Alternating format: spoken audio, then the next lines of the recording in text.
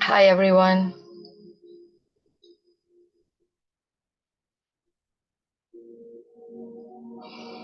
Welcome to our meeting, co-creation,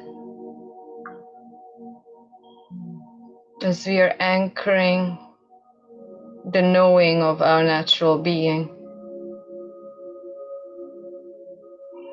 Thus, the Sangha is very important. The Sangha is the group that is holding that consciousness, that practice, that knowing. And in times like these, when there's a rapid deterioration of our world, then we need to hold the light, not to lose faith. Gotta lower the sound. Okay. Today, as we are just slowly unwinding the mind space, the impression space, the third eye full of images,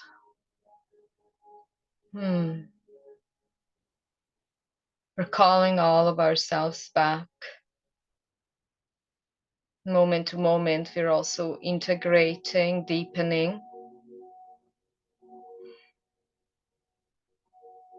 And I would like you to ponder this. So we're all here.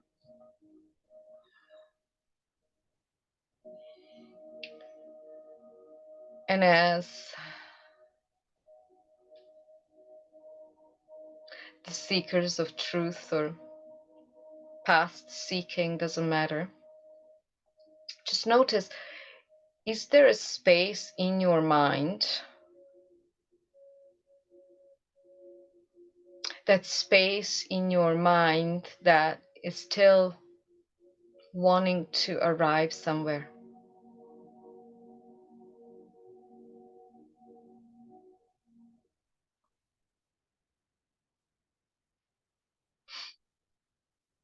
Notice.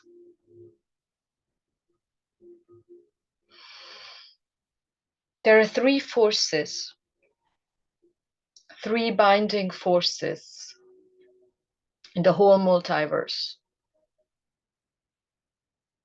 Everything is actually the play of those three forces. The Tamoguna, tamas, the Rajaguna, the rajas, and the Sattva guna. Guna is the type of the binding force. And I have good news for you, because if you're already interested in such a type of self-inquiry, you're already being bound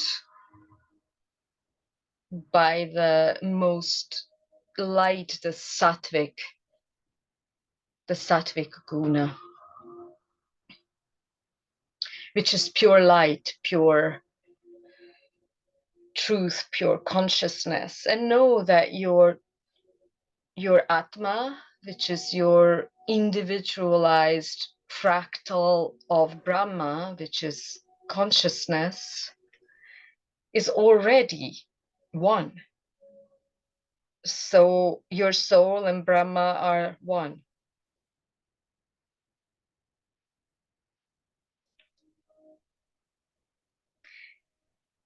But I'm going back to my point of noticing if you're still aiming to arrive somewhere. And of course, all the gunas, the qualities, the tamas, the rajas, and the tattva, they all contain each other within each other.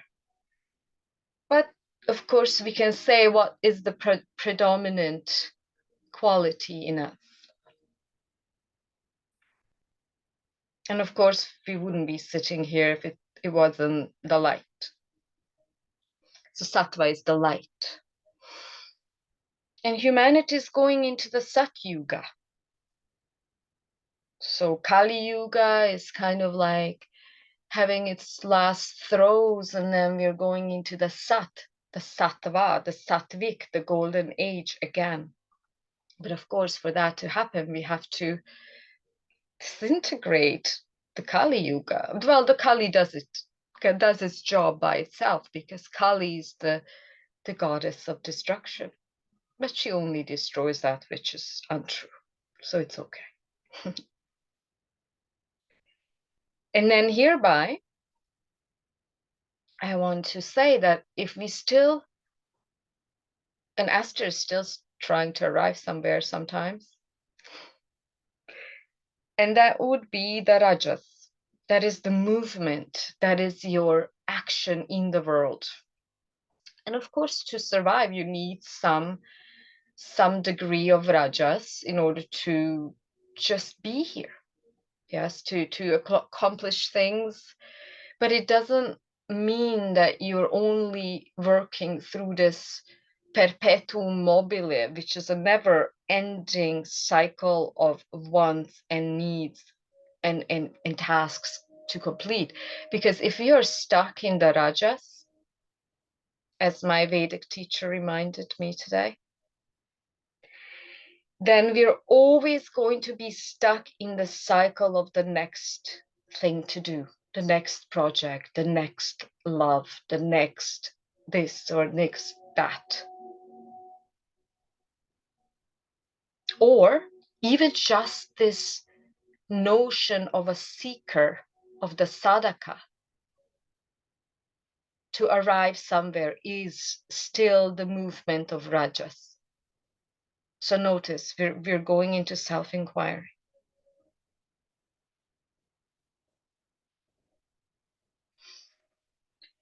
And then quickly, tamas is inertia, tamoguna, which means darkness. And usually this inertia, for example, is easily qualifiable by depression. If you're depressed, then what happens is that there is this, the vital sexual force, which is your life force energy, is stuck in the lower chakras. And it's providing you with this lethargia. And depression, notice, is always coupled with inability to act. Esther was fully stuck in it for many years.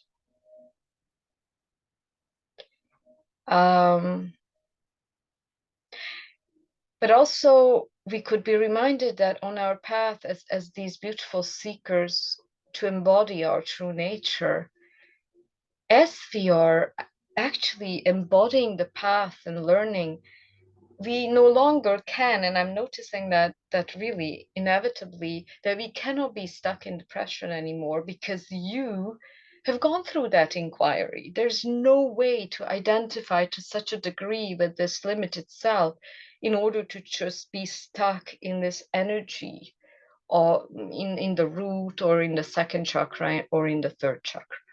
It's impossible. But notice, if you're still having these depressive tendencies, if you're still being thrown like a roller coaster up and down, I'm not saying that you cannot have emotions. Of course, they're there. And yes, they could ride you. But if you're fully zooming in them and being lost for days at a time, then just notice, where am I stuck? Like, in what center am I stuck in? Because we learned, correct? We learned that each chakra is an existential plane. Now I'm going to go to this next point, interestingly. And notice also, inquire in your life. Every single soul on this planet is inadvertently looking to unite with the self, or Brahman, or consciousness, call it anything. We cannot but do that. That's all we're doing. We're all just merging with the light. But we're doing it from our places of identification. So it could be that we're doing it from the root chakra. And that happens when we overeat and overindulge. So that's very much a lower, root chakra. Again, it's not qualitative. It's very factual. So that is that root center. Second would be learning, using the vehicle of searching through relationships in order to merge with the Brahma. So it is through another that we find that estimated connection with everything, with consciousness. In the second chakra, it's through relationships, especially romantic ones. And then the third one is through power and control. And most of us have all three. And then the first step of transcendence, the first step, is when we come to the heart space, where we are able to let go, forgive, let go, and then start listening to the voice of consciousness or God through your open chakra, which is the throat. Once your heart opens and it's cleared enough through forgiveness and of yourself and others, it's the same thing. And then once you truly start hearing the voice of your higher self, which is the soul, you then start even seeing it. So if you hear it, you see it in your third eye. And once you hear and see it, then you open up to the knowing, which is your crown, that you are it. So hearing it, seeing it, being it. Tat Bam Asi. It's beautiful, very logical. But let's go into meditation. One last moment, just I'd like to take to say that there's a lot of talk about moving into the fifth dimension. So the dimensions are not really onion layers. They're all present at one time. It just depends on where your radio channel is actually tuned to. So that's what we're doing. And we're anchoring this beautiful body through integration so that we can also go high. So the higher you can go, the lower you have to drop. Yeah, so this is this movement. This is the movement. And know that you cannot abide in the fifth dimension unless you're enjoying your third dimension and fourth dimension. So it's a rule. It's a big learning for me. So you cannot abide in the fifth dimension till you integrated your openness towards your own life in the third dimension and the fourth dimension, which is your thought realm. Okay. There's so much joy. Our souls are very happy to be together from all over the world. It's very happy. I feel it. It's like the Sangha recognizing each other. And we have so many master selves joining, which are part of us. So let's just clear the space, set it up, connect to our higher selves, the Atma, the soul.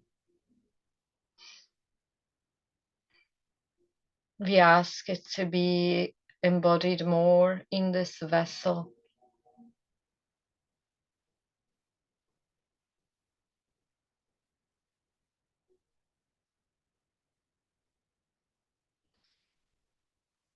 We connect to the mighty I Am presence.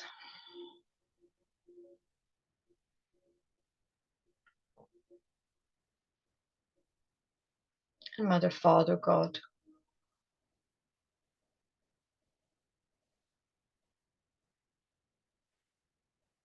We're opening a co-join portal in our holographic space as we are embodying, co-joining around the fire of consciousness.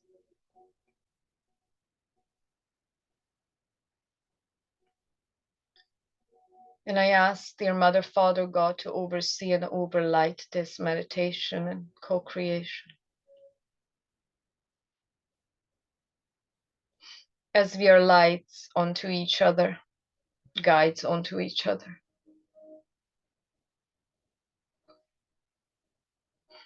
Let our love guide us as we share it, as we heal into our wholeness, into recognizing our wholeness.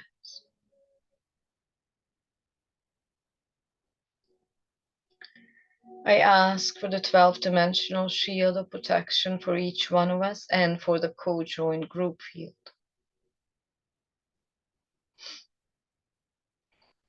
And just to adjust the frequencies as our Kundalini or Shakti energy is being cleansed through this portal.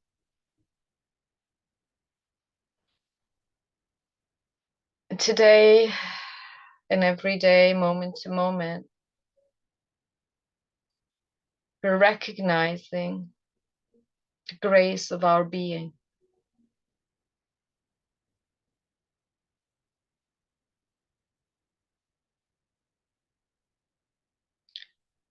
This Sangha, the portal, the co-joined space is attuning us and training us to this very immediate, direct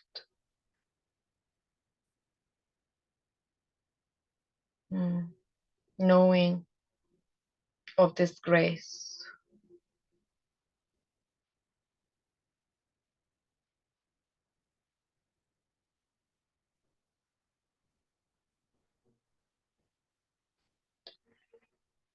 And in this moment, as we allow our attention and focus to drop into the heart space, into this pure lotus heart,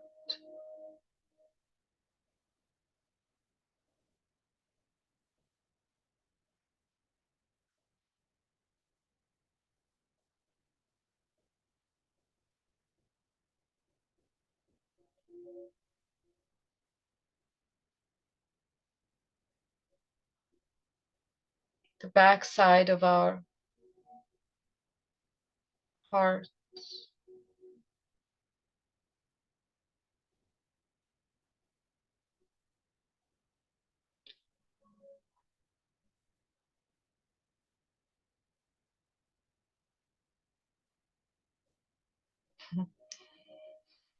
I feel the presence of Anandamayi Ma.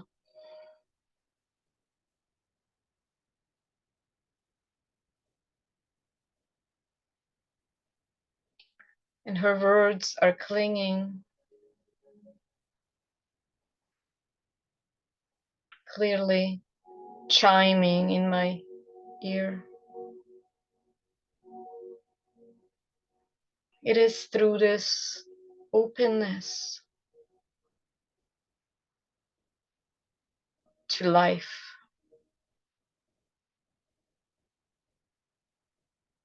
moment to moment,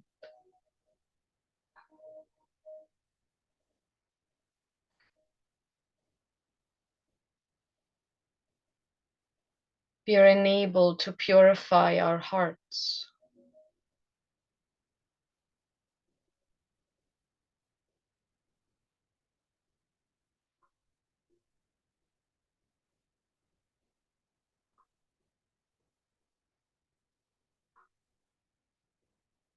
In order to merge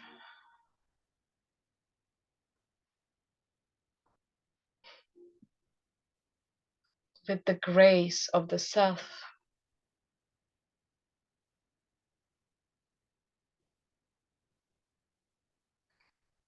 Just feel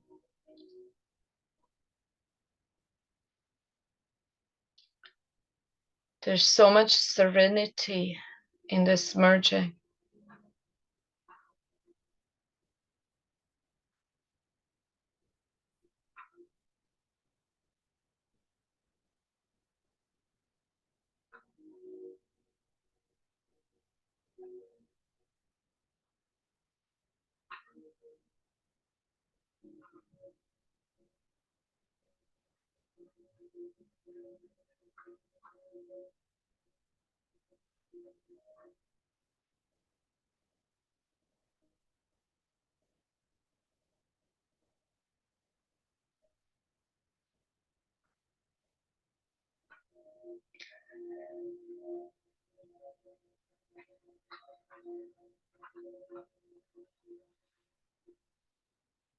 And this process of merging is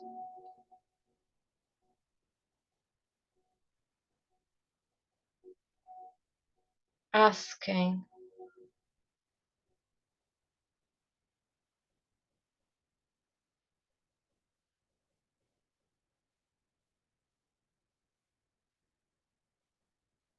for the radical acceptance of what is.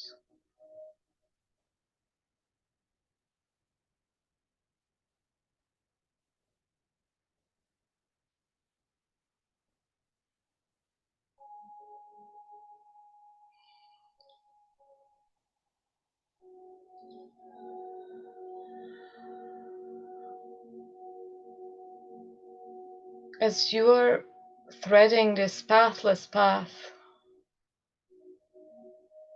into ever deeper layers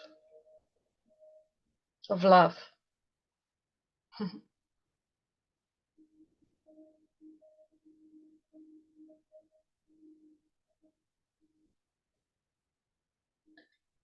notice that because that flame that had sparked in you,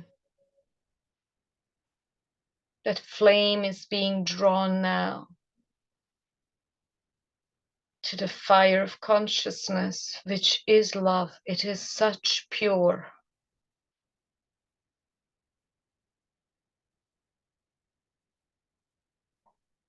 ever burning love,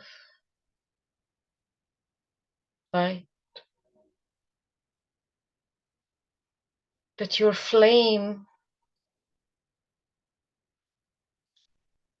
no longer has a choice.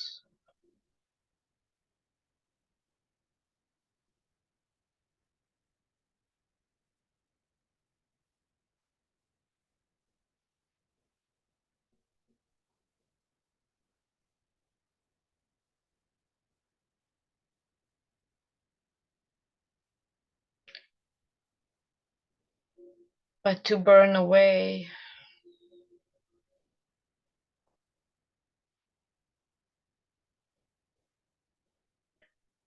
everything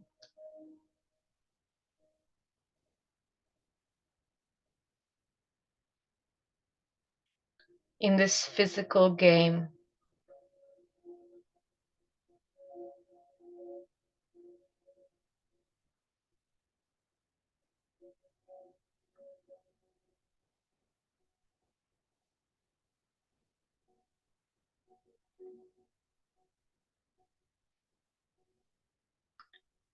that is not in accordance with this love.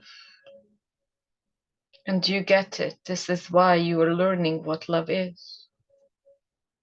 Through also acting out what love is not. So it's just that learning.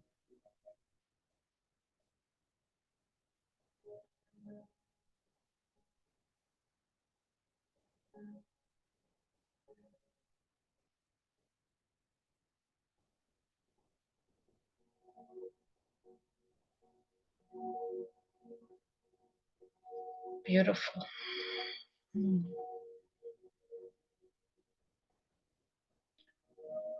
there's this beautiful cascading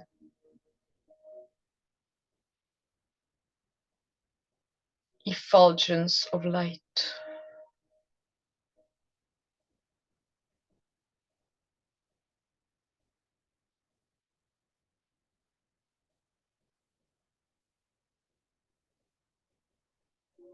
It is the quality of pradana, just the unmanifest feminine polarity, which is still one with Purusha. So Purusha is the male, Prakriti is the female, and Pradana is before Prakriti becomes energy. It's so fine in the form of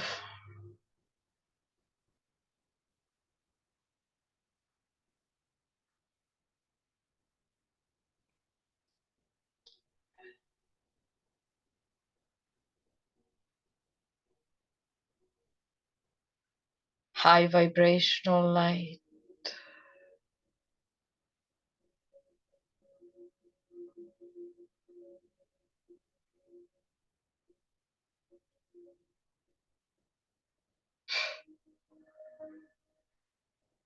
Rewiring our brain,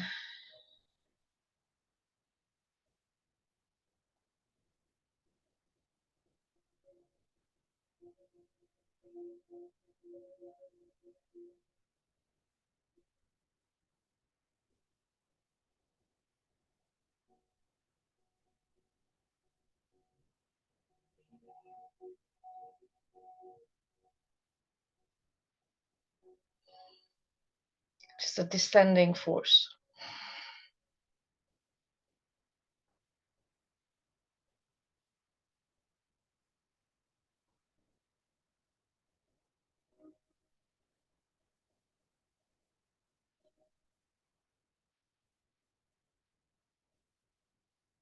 Have you heard about that saying, if you make one step towards God, it makes 100 towards you. So just feel how your flame is being engulfed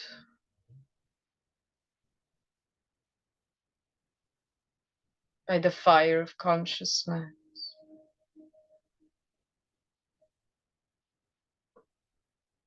And as your brain is being illuminated,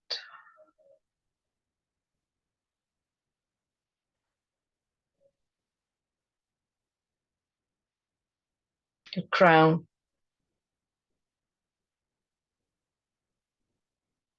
for the highest good of all.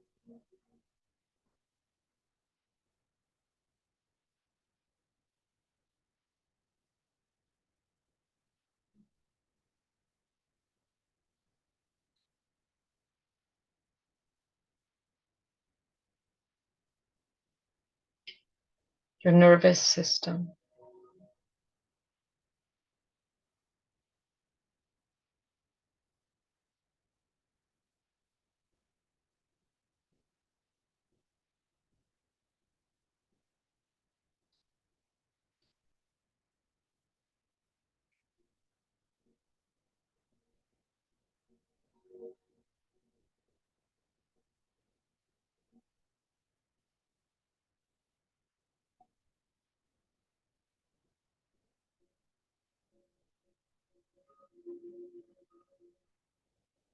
every single cell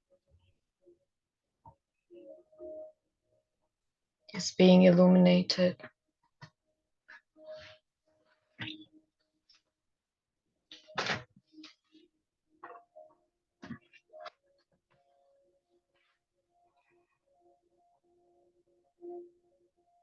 And this cascading effulgence, notice, such a supporting, melting force.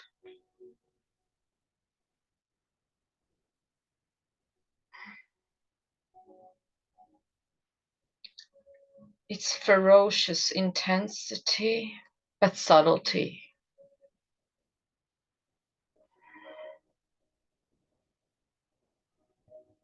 Gentle, supple, but deeply penetrating.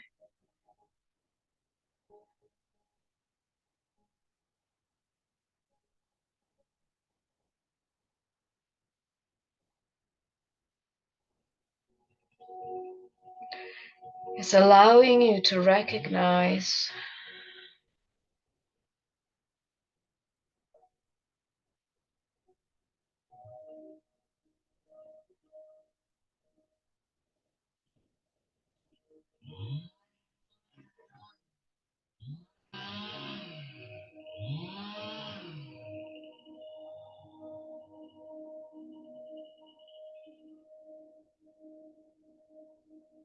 the grace of your being.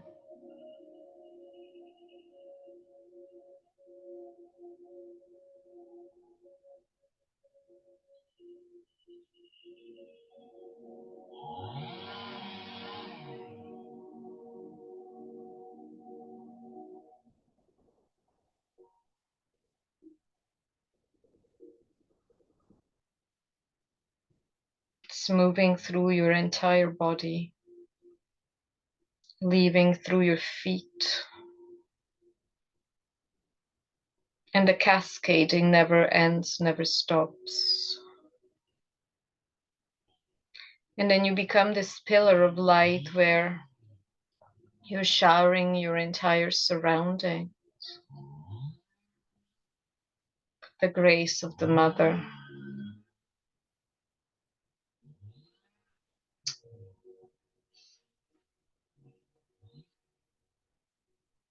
As we open up to exactly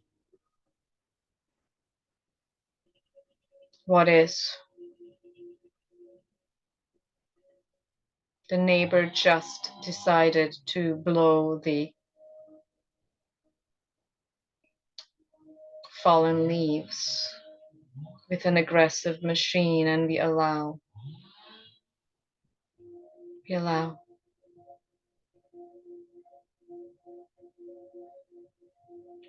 Or we allow all of our turbulent energies, confusion,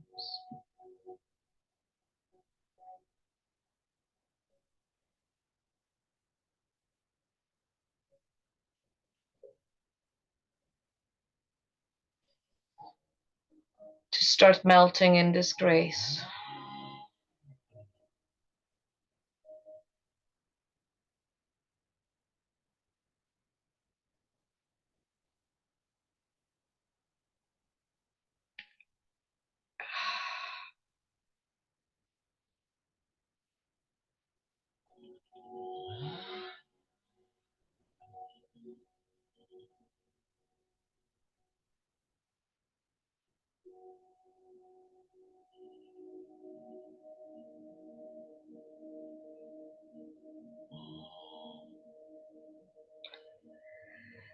And there's nowhere to arrive, nowhere.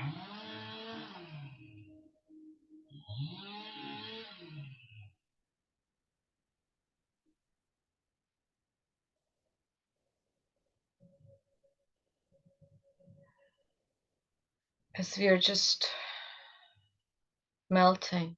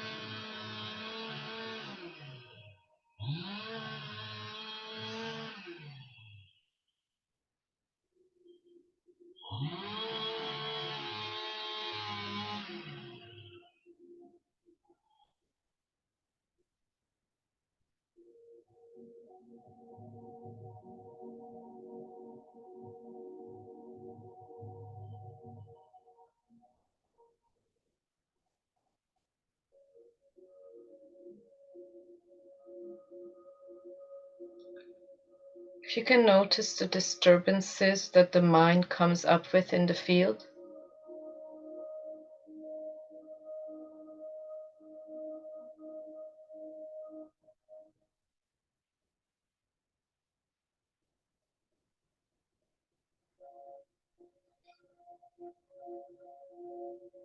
you can allow it to be graced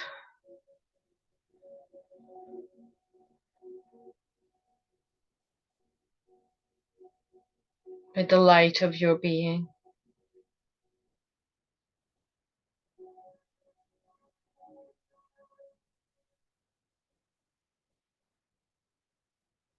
Allowing the samskaras and the vasanas, these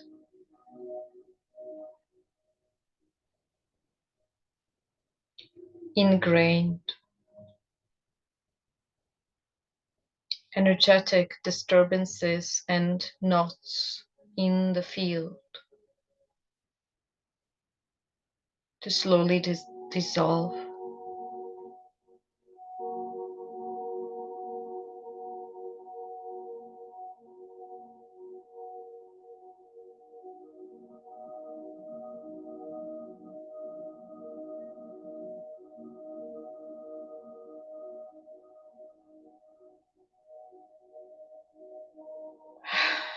Cascading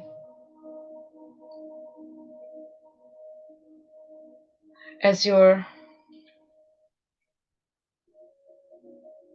reptilian brain is calming down. It's being adjusted to these higher frequencies that are much faster.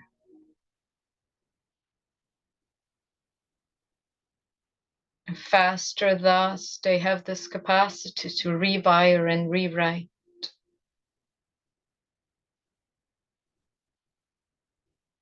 Allowing the Atman, the soul, to dissolve the self.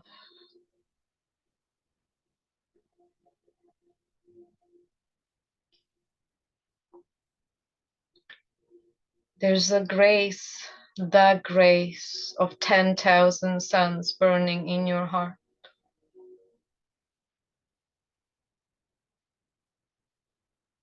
And as you allow your life to be a vehicle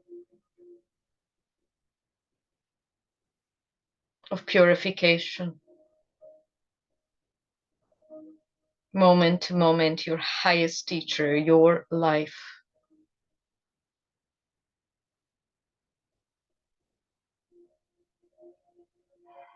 any and all distance between the soul, the smaller self, the soul, and the Brahman or consciousness slowly collapses, merges, embodies.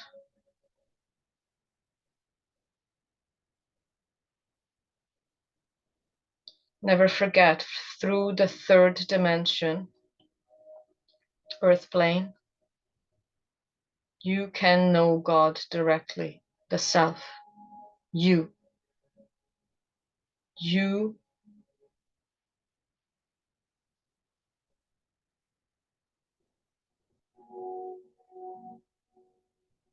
dissolve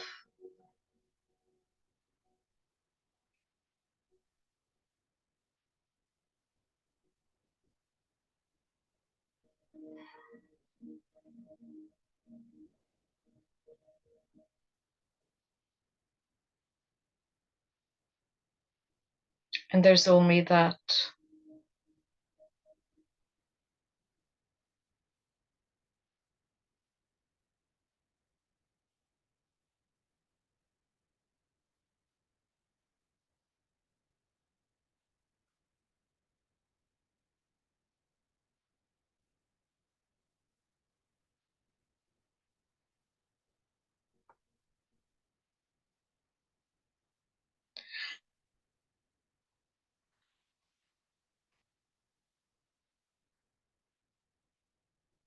nowhere to go.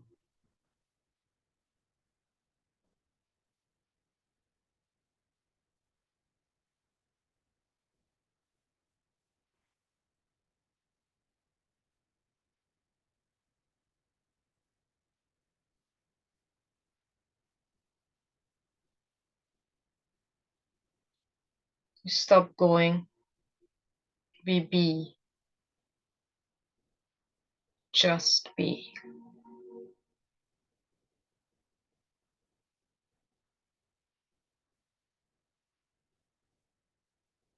And the being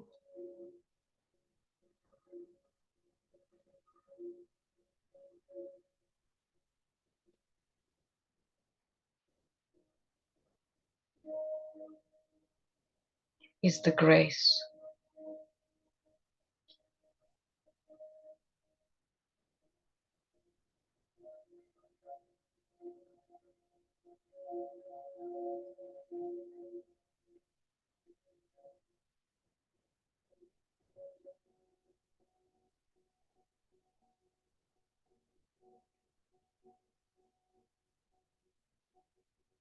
We share the same being. We share the same grace. We share the same love.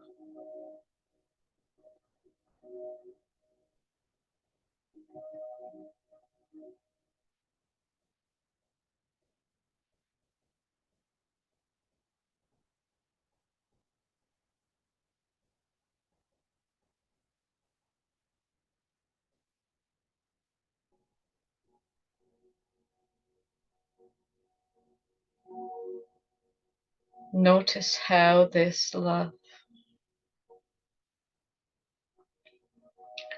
is completing you. It's completing you so much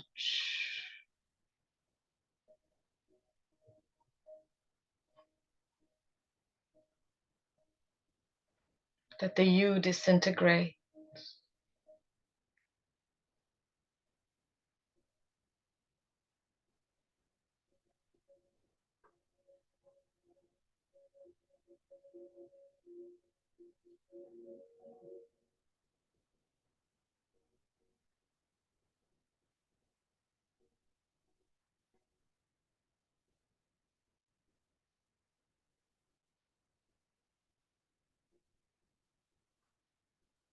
The practice is very simple.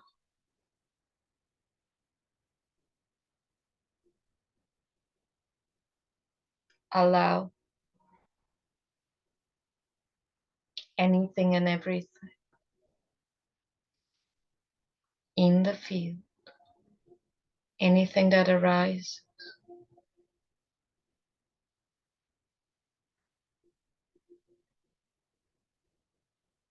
to be submerged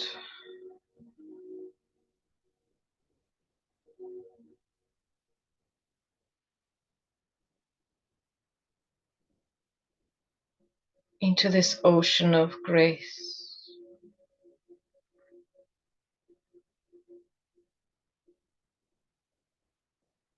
And see how this grace is opening you. It's opening your field, your existential field, holographic field,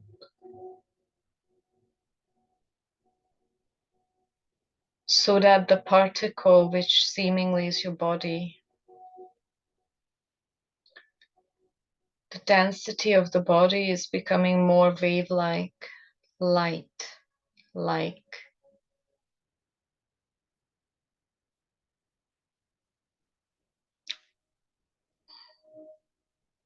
That's the whole mastery.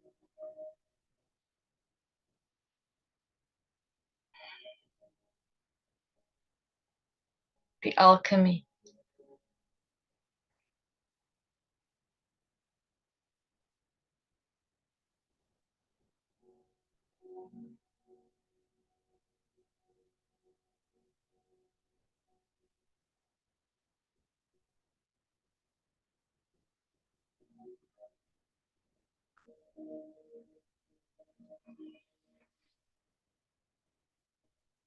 As we are the light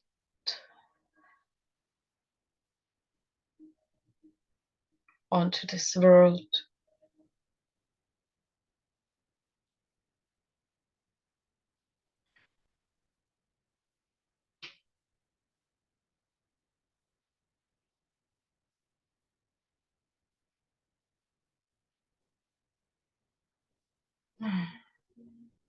Nowhere to go.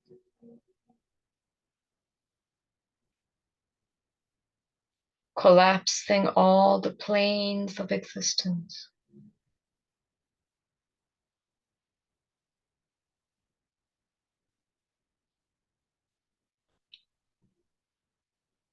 Illuminating the shadow, embracing the shadow.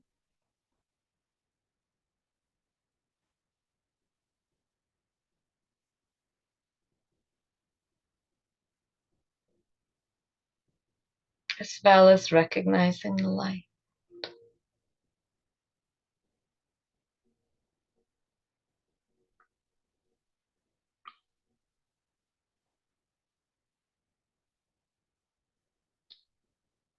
This will always be the realm of duality, the third dimensional plane.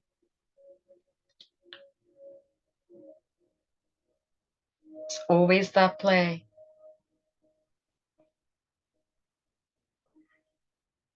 The shadow and the light.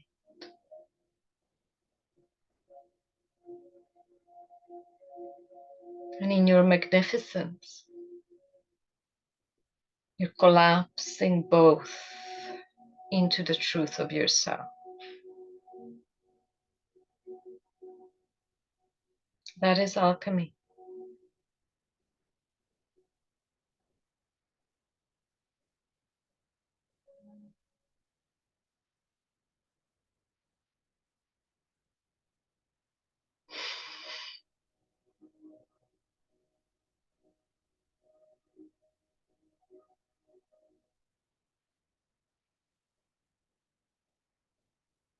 Just notice if the ego just poses any opposition, because it tends to know better.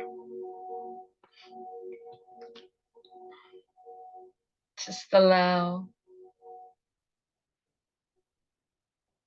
Just allow. If your mind is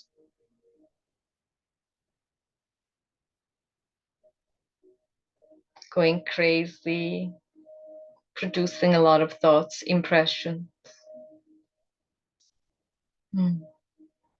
even emotions, allow.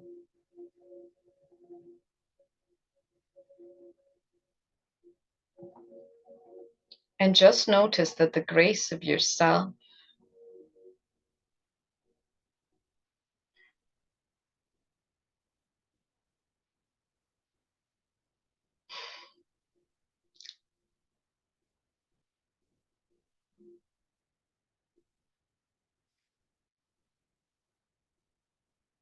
dissolves it all.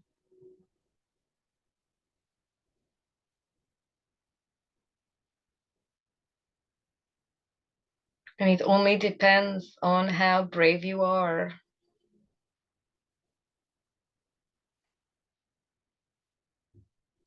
to catapult yourself into this openness, softness.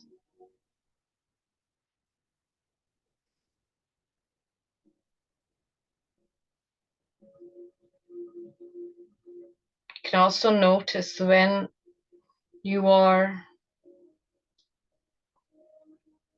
rigidly sticking to your limitation.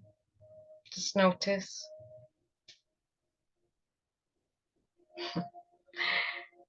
It's usually when you want something to be a certain way.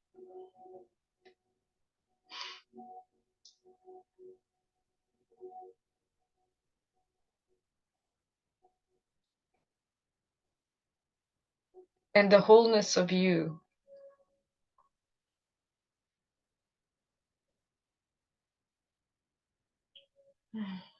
allows that unconditionally to play out.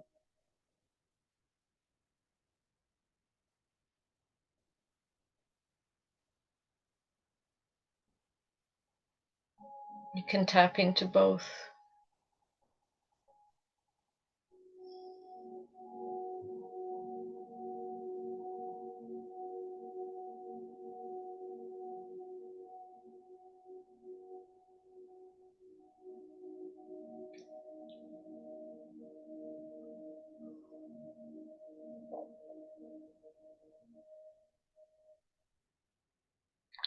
Let the grace of our being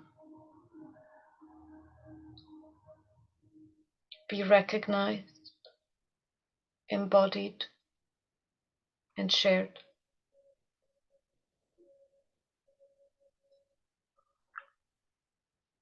So it is.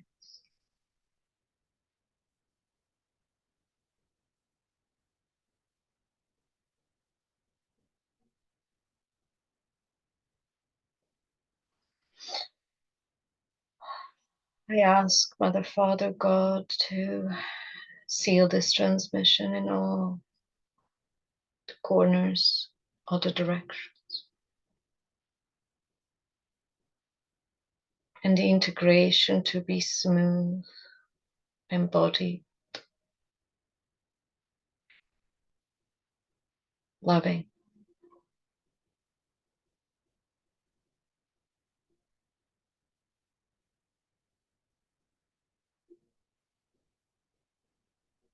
As you're noticing moment to moment, you can always step back into this cascading, effulgent light, grace of your being,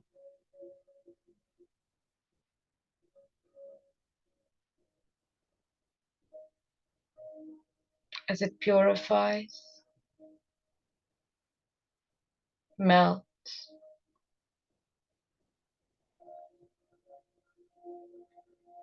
all our resistances,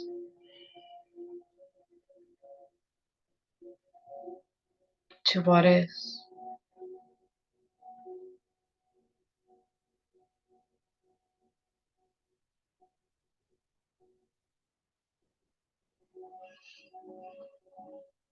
We open up to just being that grace.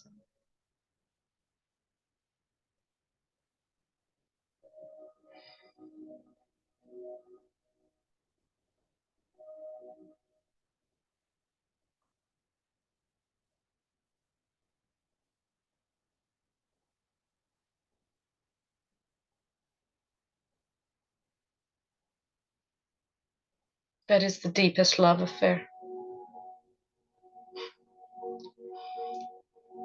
When the object and the subject collapse,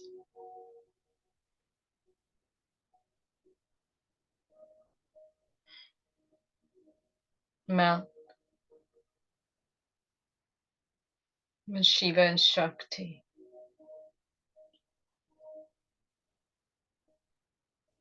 are indistinguishable. Mother, Father, God, fully merged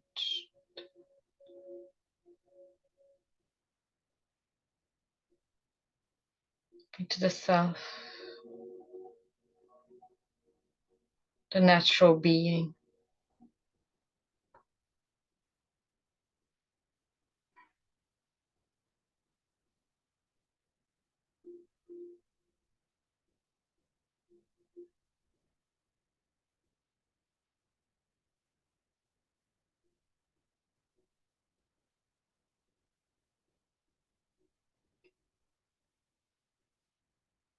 And it is through the recognition of your own grace, the grace of yourself,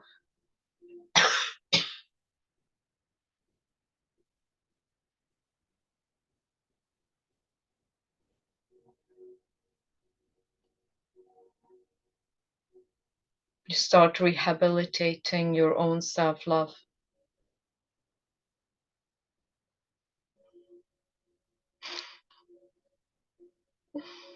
until you disappear. And that is self-love, the love of self.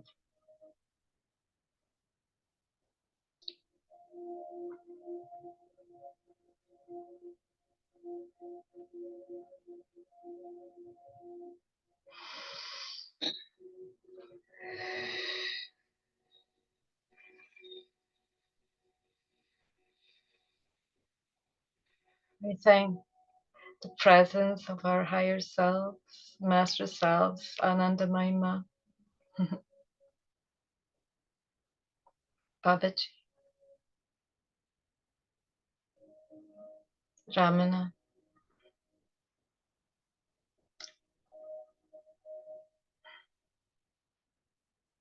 this limitless intelligence of our being, this wondrous, unveiling game.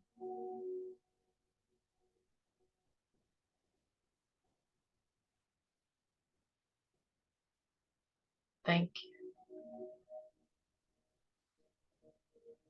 Thank you. Thank you.